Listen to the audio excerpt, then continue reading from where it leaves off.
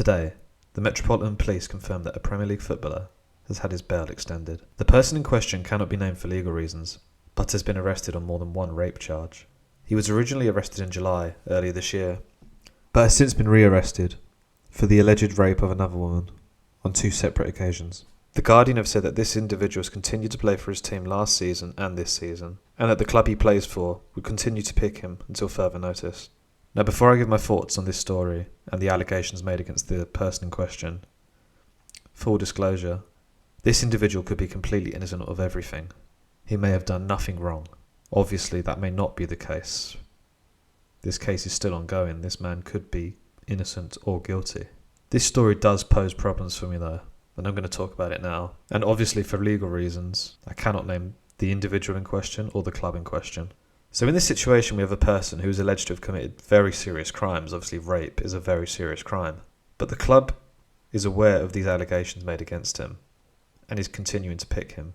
Now, obviously, in Britain, we have a very good legal basis, legal saying, innocent till proven guilty, which is completely true. There's also another famous saying, it goes something along the lines of, it is better to free 99 guilty men than to imprison one innocent man. And that's completely true. The problem I have with this situation is, as I say, we've got a man who's been alleged to have committed very serious offences, and we don't know whether the allegations being made are true or not, and if it does go to court, if this person will be found innocent or guilty. But as an organisation, a football club is choosing to pick this individual. This article says he's continued to play for the team in question all of last season, since the arrest was made, and he's continued to play this season. So, you've currently got football fans going to a stadium to cheer on a man. There'll be some people who are completely oblivious that anyone's even been arrested. They'll have no idea they will go to watch a team for a man who has been arrested of serious allegations made by at least two women. Imagine going to support a team, cheering that team on, cheering this individual on, having no idea what's being accused of this person. This isn't some little tiny crime. This isn't a bit of shoplifting. This isn't, I don't know, a smack in the face on a street fight. This is an allegation of rape. For me, if an individual is accused of that, if a woman makes such a serious accusation that they go to the police and that this man is actually arrested over that allegation, the workplace should suspend that individual until further notice. Football, you have millions of people, billions maybe, around the world who love the Premier League. You have children looking up to these men. You want to put the best people. Obviously, football has its issues with players, Compared to other sports, it's not a high-class sport, is it? Compared to cricket, rugby, whatever else. But this is just really, really, it's just awful in my opinion. And it just shows, again, I have to stress, we have no idea if this man's innocent or guilty. But he may be guilty. And a club is knowingly putting a man alleged of these crimes on a football pitch.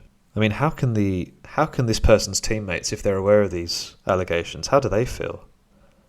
How do the staff feel? The thing is with this story, the Telegraph have released some details about the person concerned. They've said it's a 29-year-old. And they've said this person could play at the World Cup this summer. And another article has said that this man was arrested at an address in Barnet.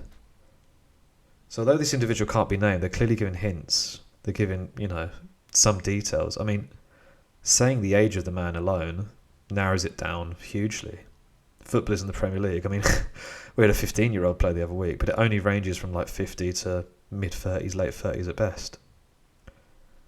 So that's 20 years, say, but you're narrowing it down to just one age bracket.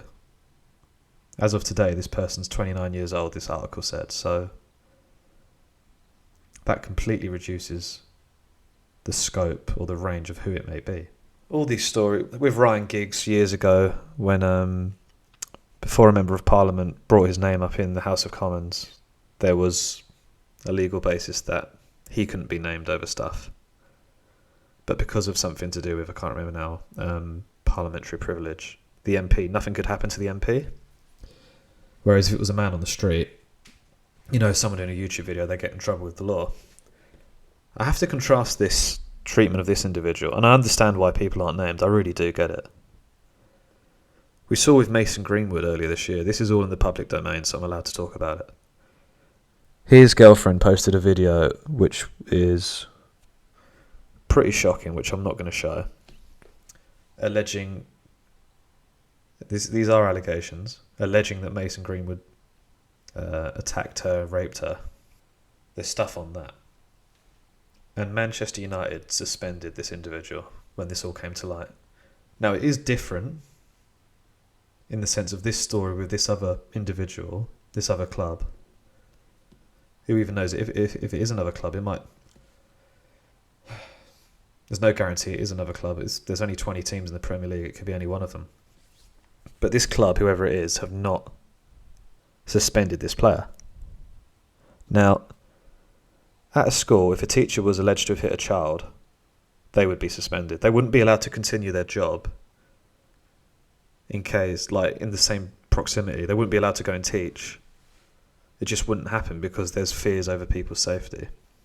If there's a workplace assault, if there's a punch-up, I don't know. I've seen footage of punch-ups at work before between Ryanair staff or McDonald's staff, whatever else.